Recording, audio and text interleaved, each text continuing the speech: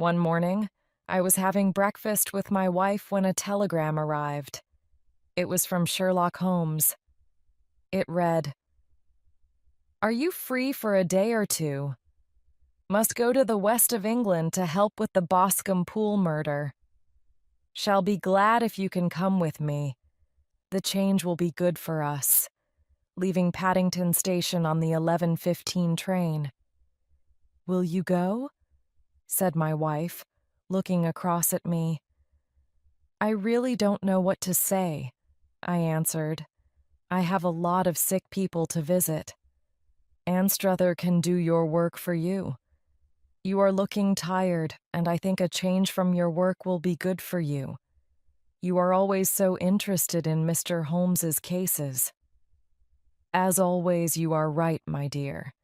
But if I do go, I must get ready immediately, because the train leaves in half an hour. My early life as a soldier taught me to travel with very few things." In a few minutes, I was on my way to Paddington Station. There I found my old friend in his long gray coat and his favorite hat. He was walking up and down the platform. "It is really very good of you to come, Watson," he said. "I need a friend like you at times like this. No one can help me as you can. Please keep 2 corner places and I shall buy the tickets." We were alone during the train journey. Holmes had a large number of newspapers with him, and for much of the time he wrote and thought.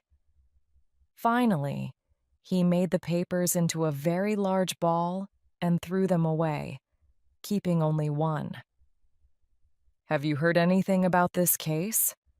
he asked. "No, nothing. I have not seen a newspaper for some days. The London papers have not written much about it. I have read them all because I need to know all the facts. It seems to be one of those cases which looks very clear. That is why I think it will be difficult. Isn't that strange? Oh no. Cases which seem very easy like this one are often the hardest, I find.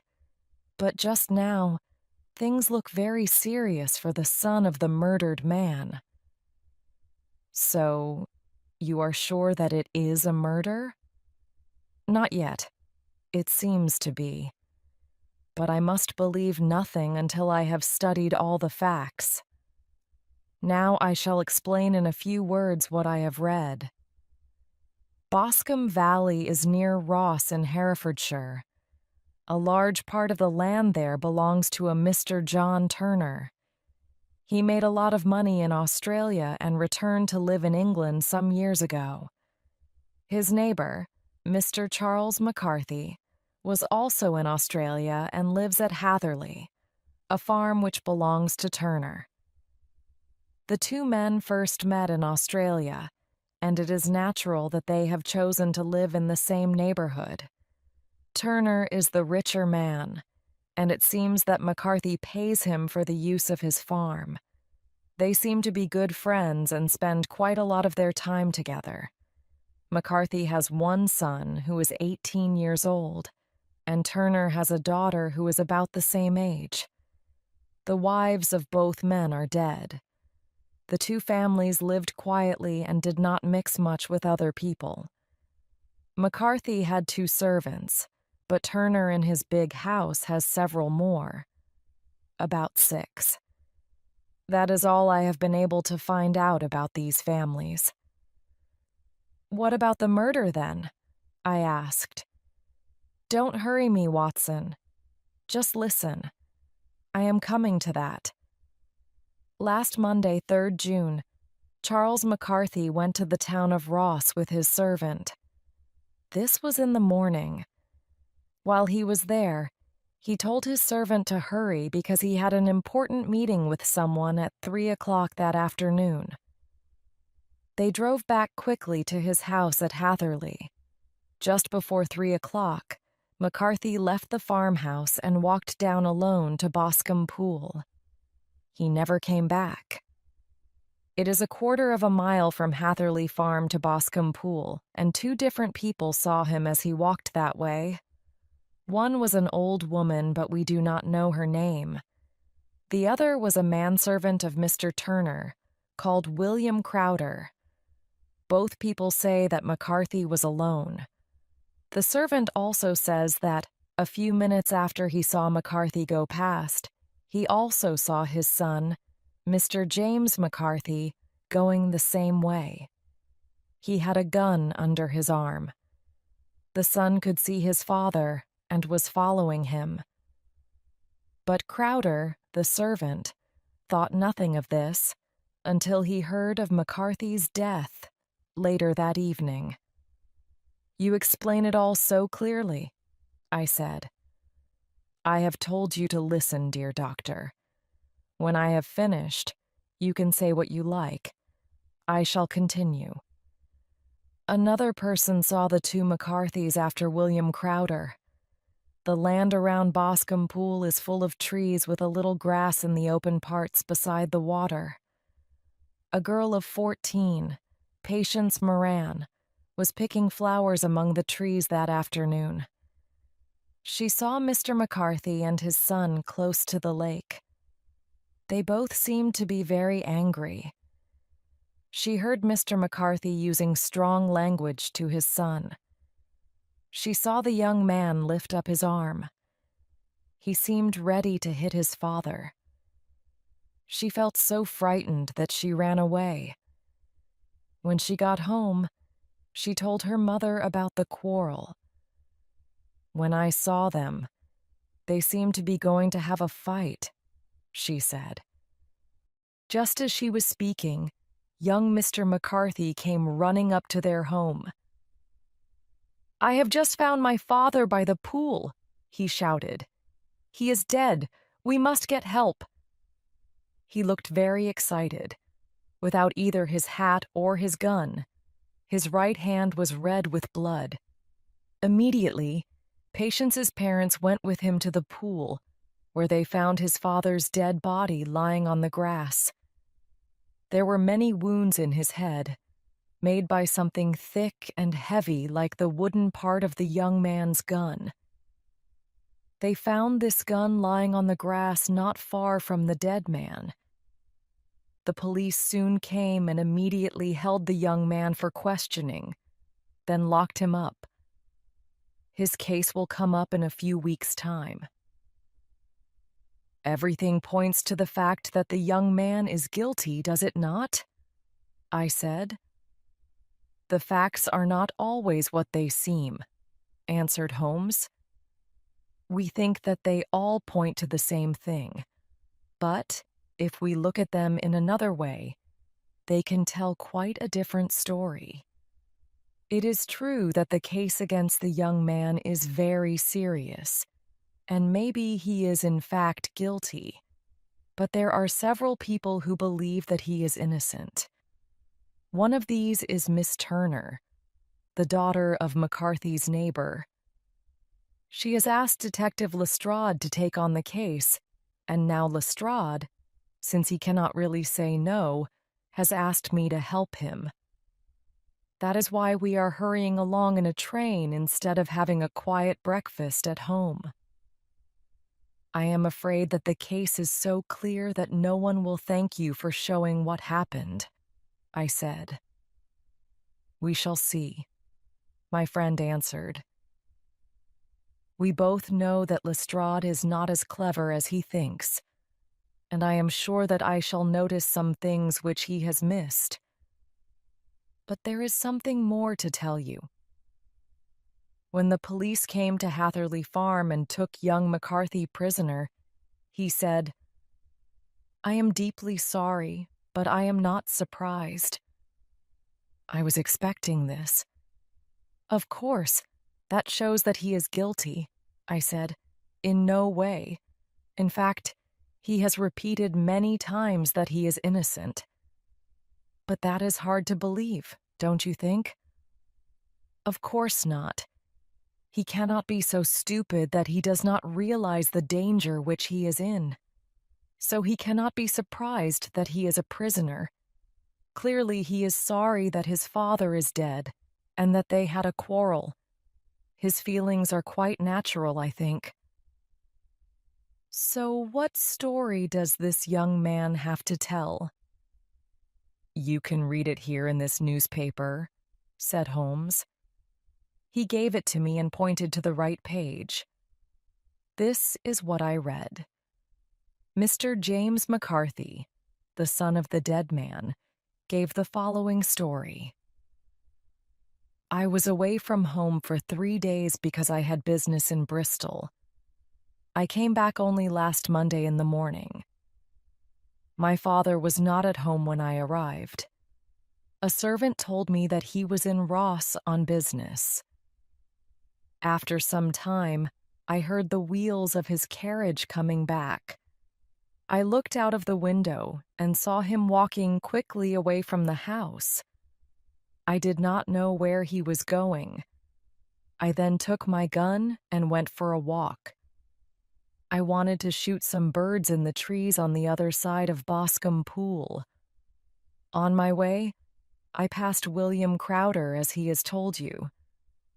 But he is wrong when he says that I was following my father. I had no idea that he was in front of me. When I was about 100 yards from the pool, I heard someone call "Cooey." My father and I often used this call. I hurried towards the pool and found him standing there. He seemed very surprised to see me and also quite angry. He asked, "What are you doing here?" I explained. We began to talk and more angry words followed. I became angry too. I felt ready to hit him, but instead I decided to leave. I know that my father gets angry very quickly, sometimes about things that are not important. I then went back towards Hatherley Farm. After only 150 yards, I heard a terrible scream, so I ran back to the pool again. I found my father on the ground. He was dying. There were terrible wounds on his head. I dropped my gun and held him in my arms, but he died almost immediately.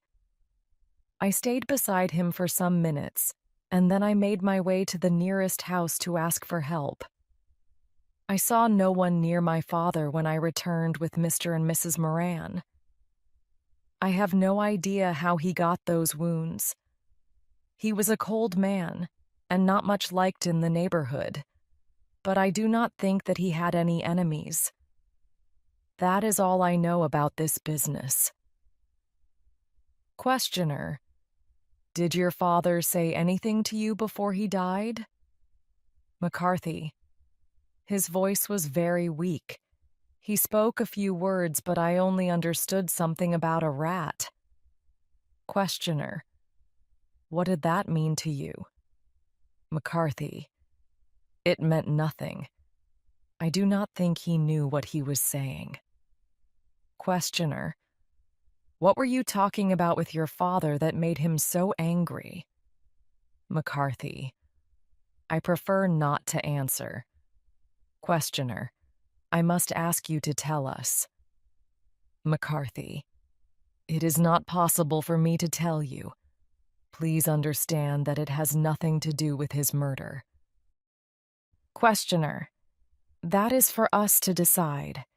If you do not answer, you must realize that the case against you will be worse. McCarthy: I do not want to speak about it. Questioner: Is it true that the call of "Cooey" was a call which you and your father used between you? McCarthy: Yes, it is. Questioner: Then why did he use it before he saw you? Before he even knew of your return from Bristol? McCarthy: I do not know. Questioner: Did you see anything unusual when you ran back to find your father? McCarthy: Nothing very clear. Questioner: What do you mean? McCarthy: I was so surprised and worried that I could think only of my father. but I remember that as I ran towards him, I saw something on the ground to the left of me. It seemed to be a piece of gray cloth, a kind of coat, I think. When I got up, I looked for it again, but it was gone. Questioner: Do you mean that it disappeared before you went for help? McCarthy: Yes, it was gone. Questioner: You cannot say what it was? McCarthy: No, I just had a feeling that there was something there. Questioner: How far from the body? McCarthy: About 15 yards away. Questioner: And how far was it from the trees? McCarthy: About the same. Questioner: So you think that someone took it while you were only 15 yards away? McCarthy: Yes, but I had my back towards it. The questioning of McCarthy ended here. Looking at the newspaper, I said, I see that the questioner has used hard words about young McCarthy. He gives importance to the fact that his father called to him before he saw him, and also that he did not want to explain his quarrel with his father. He tells us to remember the strange words which the dying man spoke. All these things, he says, are very much against the son. Holmes laughed softly and made himself comfortable in his corner. Both you and the questioner have pointed to just those things which help the young man's case most. Don't you see that you believe him to be at the same time much too clever and not clever enough? He is not very clever if he cannot explain the quarrel in some way that makes us feel sorry for him, and too clever with his strange story of the rat and the cloth which disappeared. No, Watson, I shall study this case with the idea that what the young man says is true. We shall see where that path takes us. And now I shall not speak another word about the case until we get to Ross. We shall have lunch at Swindon, and that will be in 20 minutes. Then Holmes took a book from his pocket and sat silently, reading. It was nearly 4 o'clock when we arrived at last at the pretty little town of Ross. A thin man with an ugly face was waiting for us on the platform. I knew immediately that this was Lestrade, of Scotland Yard. We drove with him to a hotel, where we took rooms. I have asked for a carriage, said Lestrade, as we sat drinking a cup of tea. I know, Mr. Holmes, that you will not rest until you have visited the place of the murder. A carriage? That was kind of you, Holmes answered. But because of the weather, I shall not need one. Lestrade looked surprised. I do not quite understand, he said. There is no wind and not a cloud in the sky. I have a packet of cigarettes to smoke, and the chairs in this hotel are unusually comfortable. I do not think that I shall need the carriage tonight. Lestrade gave a laugh. I am sure that you have decided how this case will end from your study of the newspapers. It is all quite clear, and it becomes clearer with every new fact. Still, one has to please a young woman, and this one knows what she wants. She has heard of you, and she decided to ask you to come. I told her again and again that there is nothing that you can do which I have not already done, but look, here is her carriage at the door. As he was speaking, a young woman hurried into the room. She was one of the prettiest girls that I have ever seen in my life. Her eyes were shining, her lips open, ready to speak, and her face was pink with excitement. She looked at each of us carefully, and then turned to my friend. "Oh, Mr. Sherlock Holmes," she said. She seemed to know immediately who he was. I am so glad that you have come. I have driven here to tell you this. I know that James did not do it. I know it, and I want you to know it too. Please be quite sure of that fact before you start your work. I have known him since we were both little children, and I know his weaknesses better than anyone. But he is too soft-hearted to hurt a fly. Anyone who really knows him must believe that he is innocent. I hope that we can show that to be true, Miss Turner, said Sherlock Holmes. Believe me, I shall do everything possible. But you have read the facts. You have studied the problem. You must see something wrong in what people are thinking. Some way of escape? Do you not believe that he is innocent? I think that probably he is. There now, she said, throwing back her head and turning to Lestrade. Do you hear that? He gives me hope. Lestrade looked unhappy. He clearly thought that Holmes was mistaken. I am afraid that my friend here is only guessing, he said. But he is right. I know that he is right. James and his father had many quarrels about me. Mr. McCarthy wanted us to get married. I have always loved James, and he loves me, but we are like brother and sister. He is still young and knows very little about life, and naturally, he did not wish to marry just yet. So there were quarrels. I am sure that this was one of them. And your father? Asked Holmes. Did he also want you to marry James's? No, he was against it too. Only Mr. McCarthy wanted it. Holmes was watching her carefully, and we saw that her face suddenly became a deeper pink. Thank you for this information, Holmes said. Can I come and visit your father tomorrow? I am afraid that the doctor will say no. The doctor? Yes, haven't you heard? My poor father has not been strong for many years, but with his sadness about this murder, he has become very ill. He is in bed, and Dr. Willows says that his case is serious. Mr. McCarthy was the only person left who knew father in the old days in Australia, when he was in Victoria.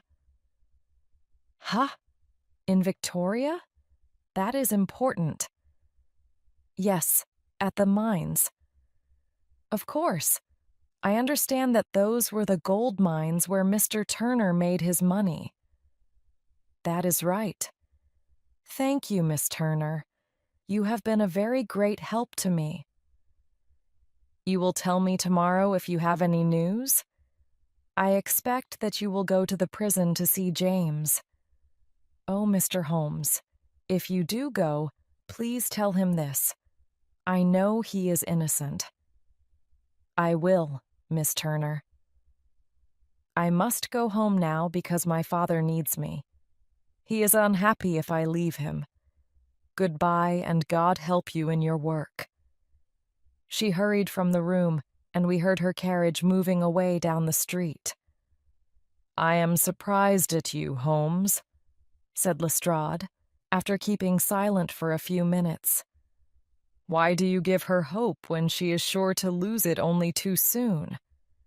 I am not soft-hearted, as you know, but I think you are being unkind. I believe that there is a way of saving James McCarthy, said Holmes. Have you an order to see him in the prison? Yes, but only for you and me. Then I shall change my plans and go out. We have still got time to take a train to Hereford and see him tonight. Plenty of time. Then let us go. Watson, I am afraid that you will be bored, but I shall only be away for an hour or two. I walked with them to the station and then came back alone through the streets of the little town to our hotel. There I sat and tried to read a book. But the story was so stupid that my thoughts kept returning to the Boscombe pool mystery. I could not follow the story. Finally, I threw the book across the room and began to think only about the happenings of the day.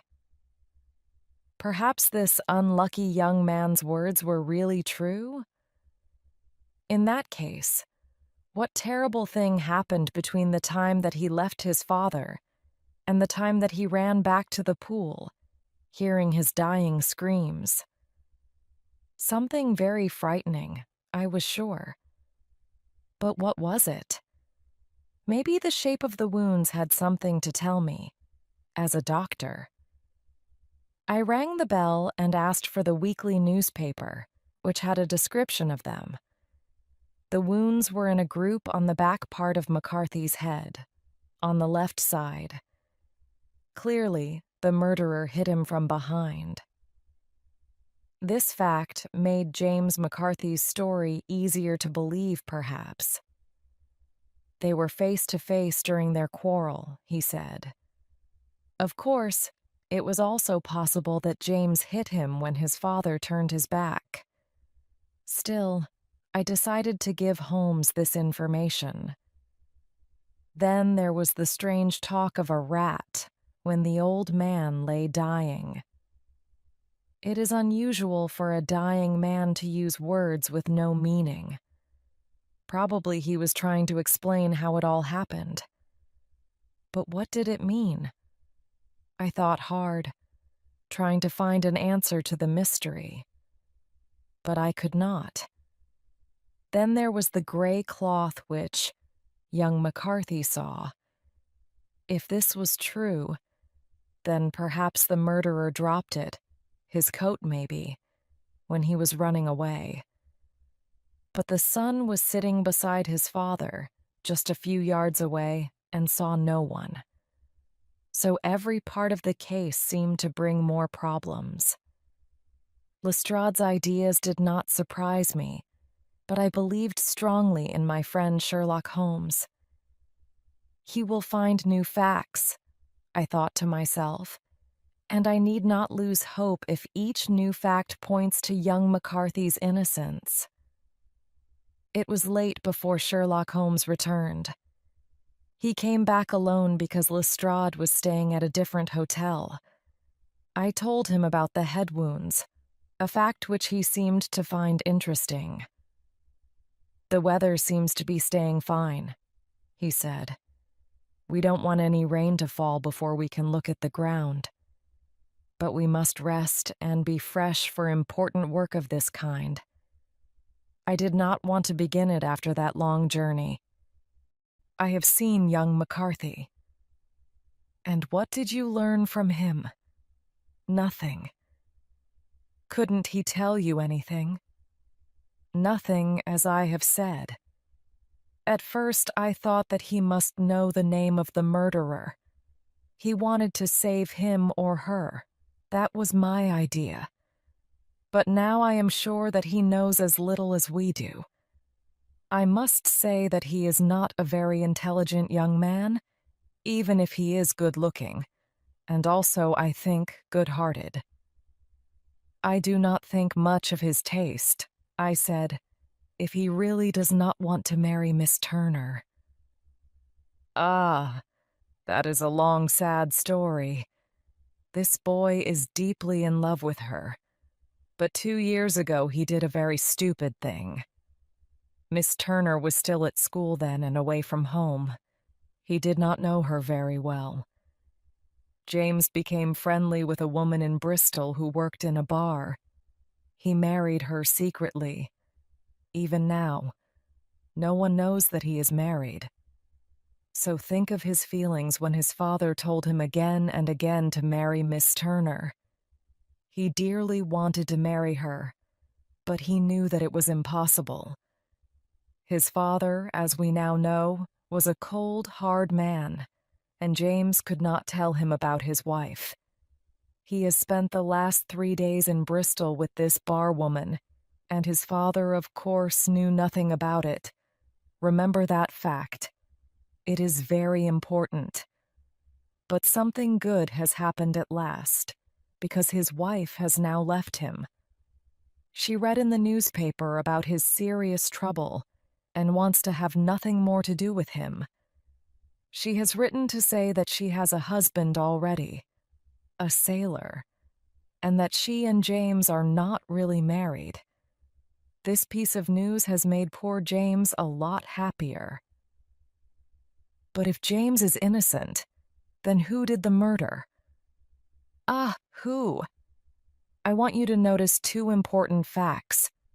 The first is that the murdered man went to the pool to meet someone. This person was not his son, because his son was away from home. McCarthy did not know when his son was coming back. The second fact is that the murdered man called Куи зрение, не зная о возвращении сына. Those are the two things which will help to save young James. And now, let us change the subject. We shall talk no more of murders and leave all that business until tomorrow. Holmes was right. There was no rain during the night, and the next day was bright and cloudless. At 9 o'clock, Lestrade came for us with the carnage, and we left for Hatherley Farm and Boscombe Valley. "There is serious news this morning," said Lestrade. "I hear that Mr. Turner is dangerously ill. The doctor thinks that he is dying." "He is quite an old man, then?" asked Holmes. "About 60, but his health has been bad for some time.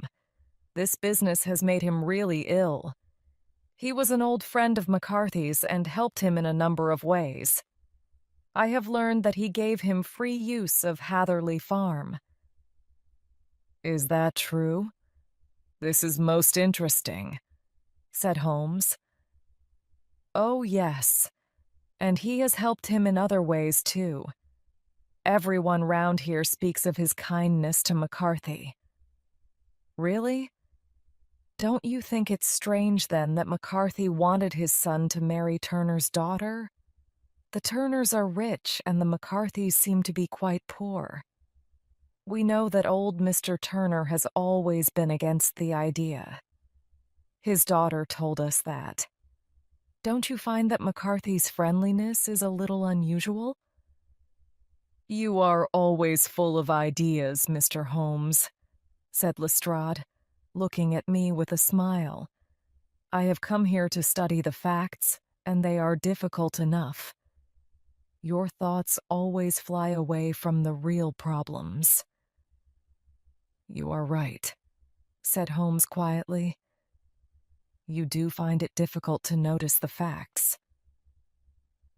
"Well, I have understood one fact which you do not seem to get hold of," answered Lestrade, not very pleased.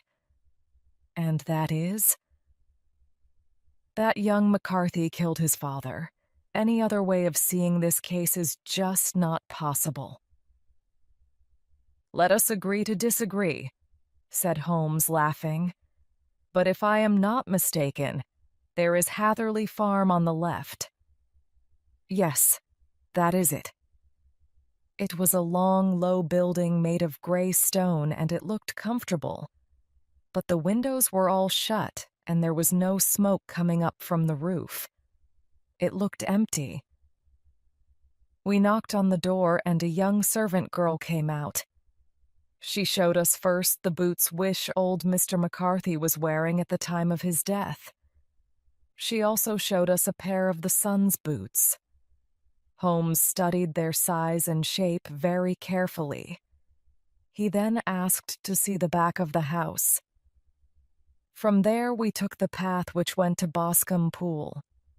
Holmes seemed to change as he hurried towards the place of the murder. He stopped being the quiet thinker of Baker Street. His face became redder and darker. His eyes shone with a hard light. He pressed his lips together and held his face down and his body low, studying the ground. His thoughts were turned so fully to the case that he did not seem to hear anything that we said. If he did, He answered only with a short word or two. He made his way quickly and silently along the path which went across the fields and then down through the trees to Boscombe Pool. The ground was soft and wet as we got nearer.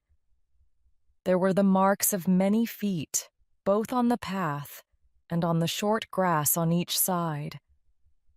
Sometimes Holmes hurried on. Sometimes he suddenly stood still. Once he walked away from the path into a field. Lestrade and I walked behind him. Lestrade seemed bored and uninterested in what Holmes was doing, but I watched my friend carefully, knowing that every movement had a meaning. Boscombe Pool is a small piece of water about 120 yards wide. It lies at the end of the Hatherley farmland, where it joins the beautiful parkland belonging to Mr. Turner. Above the trees on the far side of the pool, we could see the big red roofs of Turner's home. On the Hatherley side of the pool, the trees grew thick. There was a narrow piece of open ground about 40 yards wide between the trees and the water of the lake. This open part was covered with short, wet grass.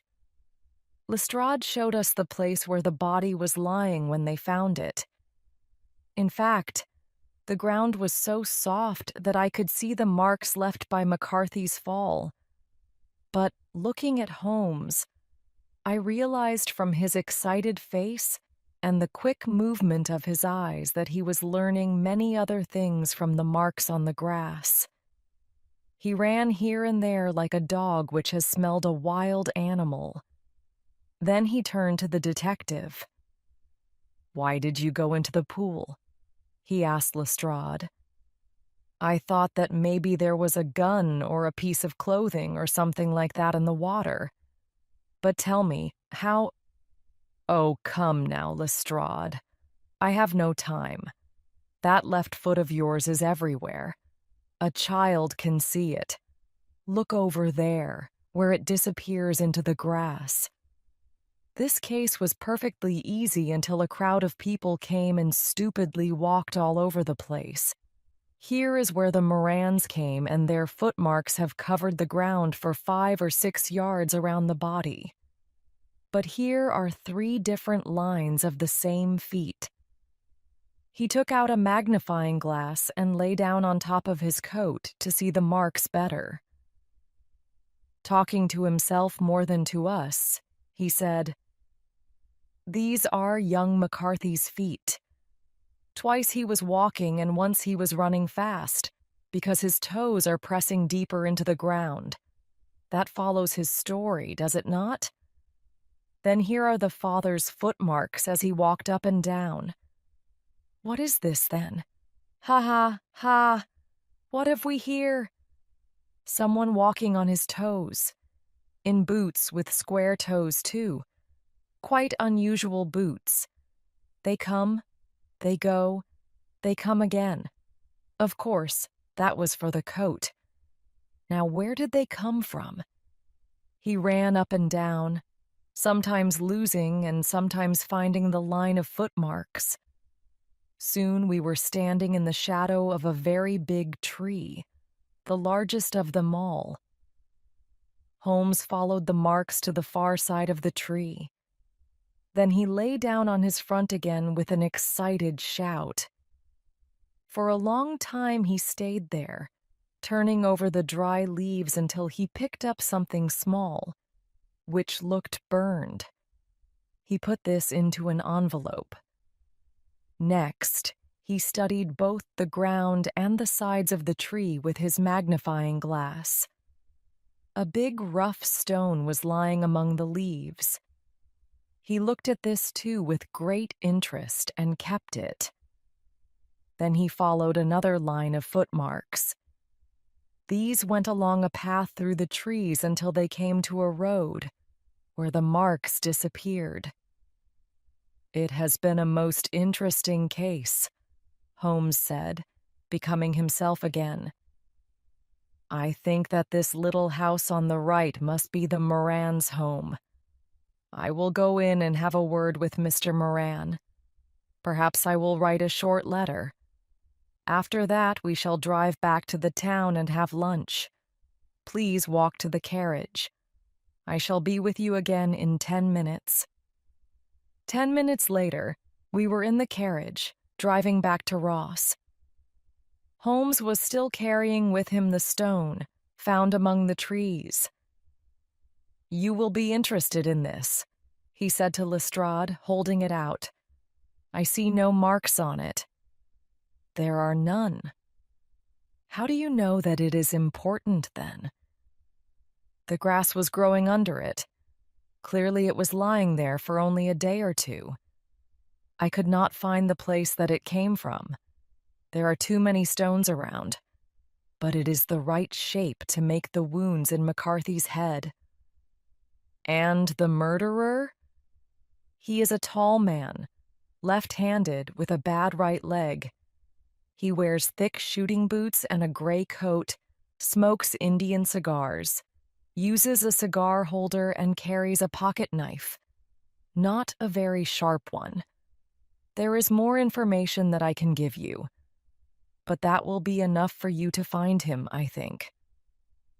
Lestrade laughed. "I am afraid I find all this hard to believe," he said. "This information is all very well, but it does not show that a person is guilty of murder." "We shall see," said Holmes. "You work in your way, and I shall work in mine. I shall be busy this afternoon, and I shall probably go back to London on the evening train." "And leave the case unfinished?" "No, finished. But the mystery is a mystery no more. Who was the guilty person then? Oh, God, help us. The person I have just described, of course. But who is he?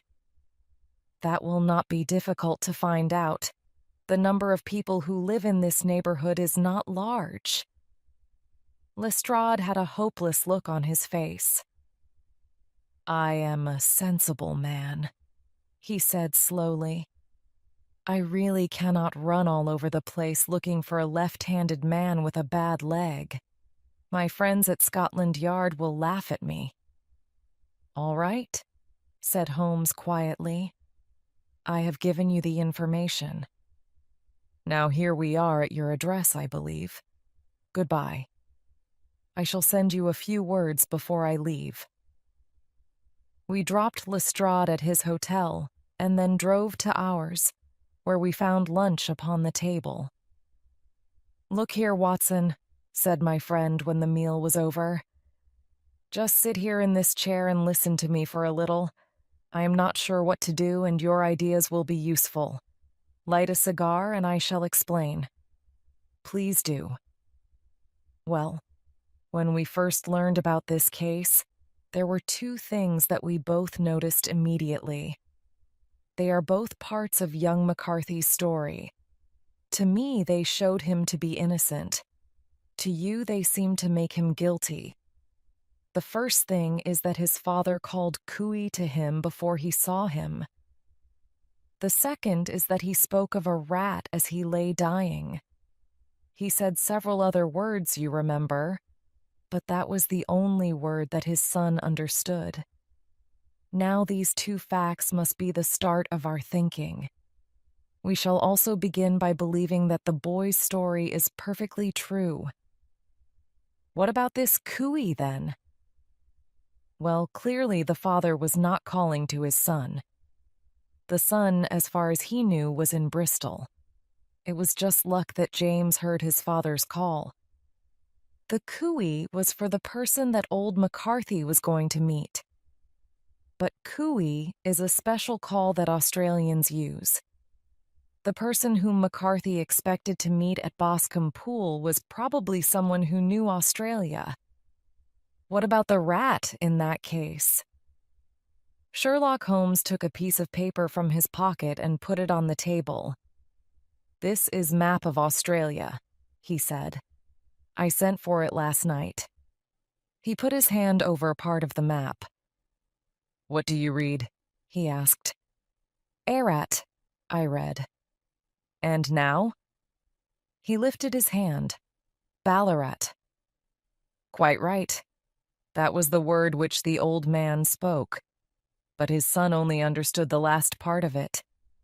He was trying to give the name of his murderer, Mr. Something of Ballarat.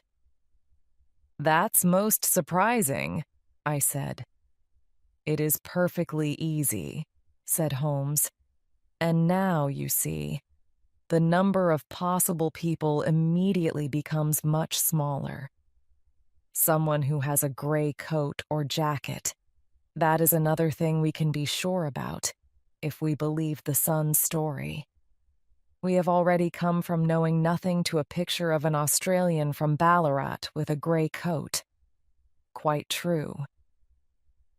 And this person felt at home in the valley, because it is only possible to get to the pool across other people's land.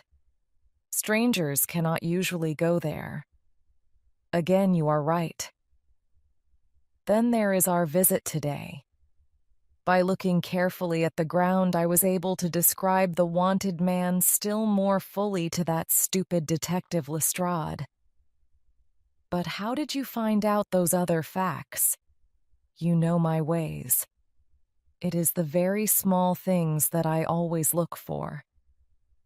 You knew that he was tall, because the space between the footmarks showed a man with long legs, and the marks also told you what kind of boots he wore.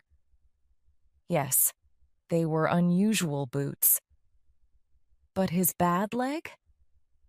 The mark of his right foot was always less clear than the mark of his left. He stood more heavily on the left because his right leg hurt him. But you also say that he is left-handed? Yes. It was you, dear Watson, who noticed the kind of head wound which the doctor described. The murderer hit McCarthy from behind, but on the left side of the head. This shows that he was left-handed. Try to do it with your right hand, if you do not believe me.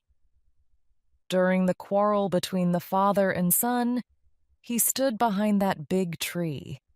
He was smoking at the time. I found the ash from a cigar, which I know to be an Indian cigar, at the foot of the tree. You remember that smoking is one of my favorite subjects, and that I have written a paper on the ash from 140 different kinds of pipes, cigars, and cigarettes. I looked around and soon found the cigar end lying among the leaves. It was an Indian cigar from a shop in Rotterdam.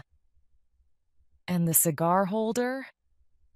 I could see that he did not put the cigar end in his mouth, so I know that he uses a cigar holder. The end was cut off, not bitten off, but the cut was not a clean one. This showed me that he used an old pocket knife.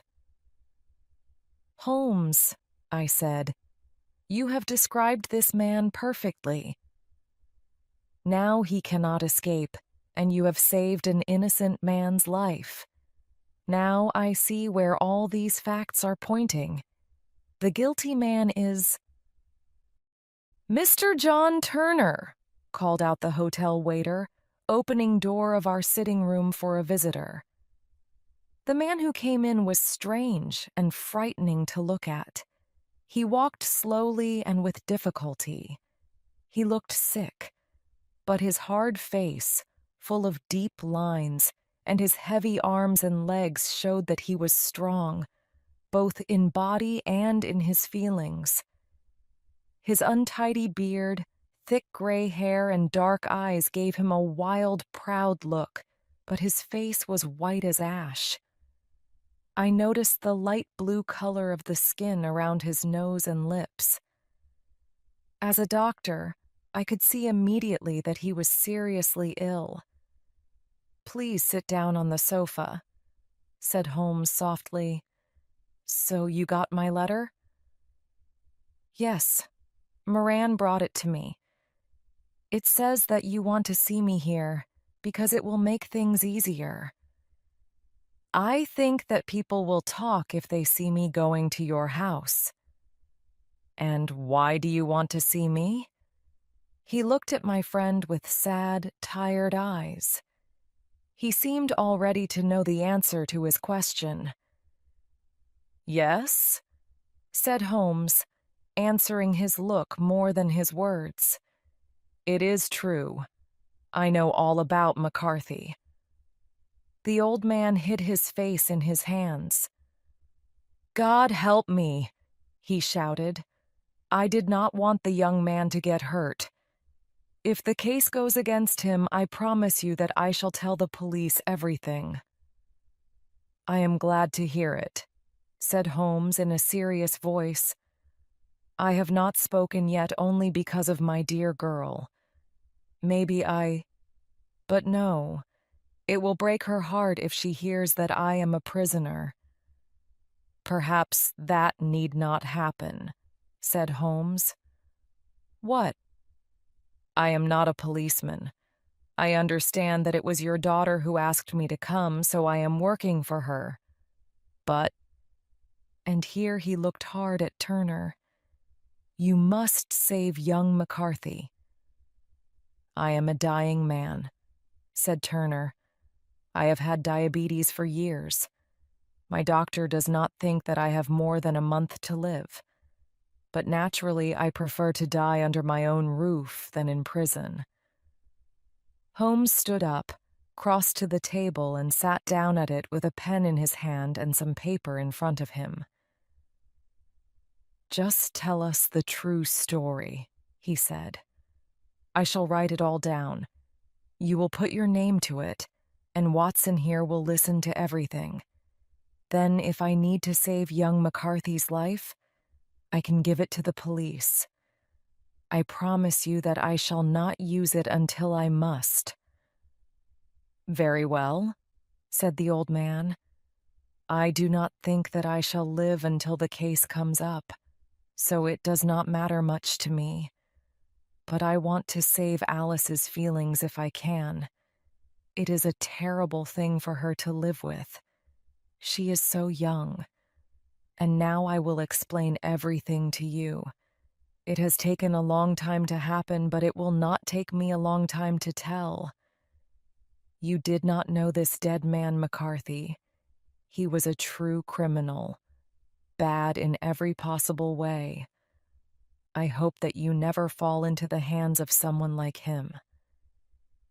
He has sat on my back for 20 years, and he has made my life impossible. I shall tell you first how I met him and became tied to him and his greedy ways. It was in the early 60s at the mines. I was a young man then, hot-blooded and ready to try anything new. I made some bad friends, began drinking, had no luck in finding gold. So I left the mines and became what you call here a gangster, a robber on the roads.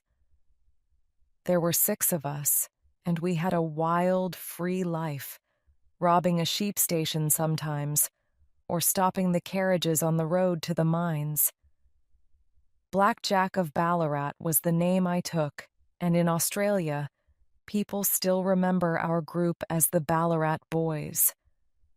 One day a carriage was carrying gold from Ballarat to Melbourne, so we hid beside the road and took it by surprise. There were 6 guards on horses and 6 of us, so we nearly lost the fight. But we shot 4 of them within a few minutes. They killed 3 of our boys before we got our hands on the gold. I put my gun to the head of the driver, who was this same man, McCarthy. I meant to shoot him but decided to let him go. I still remember his greedy little eyes looking hard at my face. He planned to remember me. We rode away with the gold and became rich men. I left my old friends and made my way back to England. Here no one knew me or my past. I decided to stop traveling and live a good and quiet life. A family wanted to sell that big house at Boscombe, so I bought it. I began to put my money to good uses, unlike the way I first got it. I also got married. My wife died young, but she left me dear little Alice. Alice is all the world to me. Even when she was still a baby, her little hand seemed to show me the right way to live. She is the first person who has ever done that. In a word, I changed my selfish ways and did everything I could to become a better person. All was going well until McCarthy came along. I was in London on business one day, and I met him by accident in Regent Street. He was almost without shoes on his feet or a coat on his back. "Here we are at last, Jack," he said, touching me on the arm. "We shall be like a family to you. There are two of us, me and my son, and you can look after us now. And if you do not, remember that this is England. There is always a policeman nearby to tell my story to." Well, they came down to the West Country, and I could not shake them off. They lived without paying in the best farm that I had. There was no rest for me now, no forgetting. Everywhere I went, his greedy, smiling face was at my side. He asked for everything that he needed, and I gave it to him without question. Money, a house, a carriage. It got worse as Alice grew up. He soon realized that I was more afraid of her knowing my past than I was of the police. At last, he asked for the one thing I could not give. He asked for Alice. His son, you see, was a young man, and Alice, too, was not a child anymore. He thought it a wonderful idea for his son to have all my land and money when he married Alice. But of course, I could not agree. I did not dislike the boy, but his father's blood is in him, and that is enough. I told McCarthy no, never. McCarthy was ready to go to the police. I told him to do his worst. We finally agreed to meet at the pool halfway between our two houses. We were going to talk about McCarthy's plan one more time. When I went down there, I saw him talking to his son. They were having a quarrel about Alice. I hid behind a tree and smoked a cigar because I needed to talk to Charles alone. But as I listened to his words, everything inside me that was black and angry seemed to break out. He was pressing his son to marry my daughter. It didn't seem to matter what my daughter's feelings were. He spoke of her as if she was a woman of the streets. It made me wild to think of my dearest child in the hands of that criminal. How could I break the tie? I was already a dying man with no hope left.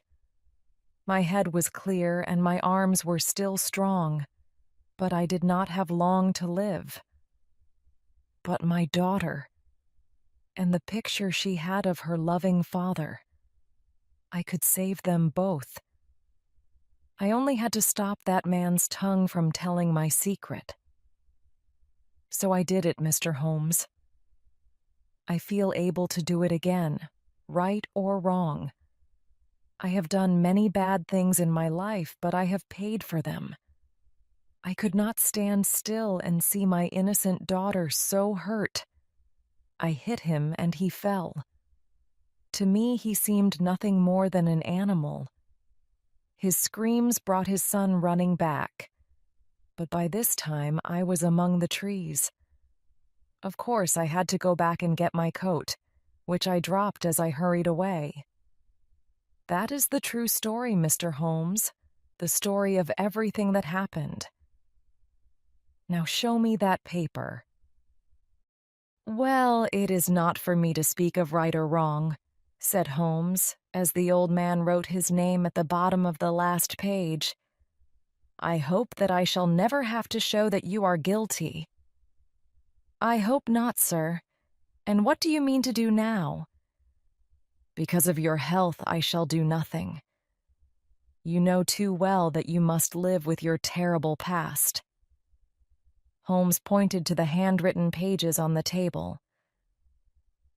I will keep this information, and if they decide that young McCarthy is guilty of this murder, I must, of course, use it. If that does not happen, no man alive shall ever see it. Your secret will be safe with us, and the mystery of Boscombe Pool will stay a mystery forever. Goodbye, then, said the old man in a broken voice. When your time comes, you will be able to die knowing that you have done a great kindness. His great sick body was shaking as he slowly left the room. God help us, said Holmes, after keeping silent for some time. Why is life so hard on poor old men like him? Every time that I meet a case like this, I say to myself, there, but for the goodness of God goes Sherlock Holmes. James McCarthy's case came up some weeks later. The decision was not guilty of murder. The few facts which Holmes gave to the police were enough to free him. Old Turner lived for 7 months more, but he is now dead. It seems that James and Alice will soon become husband and wife, knowing nothing of that great black cloud that rests over the past.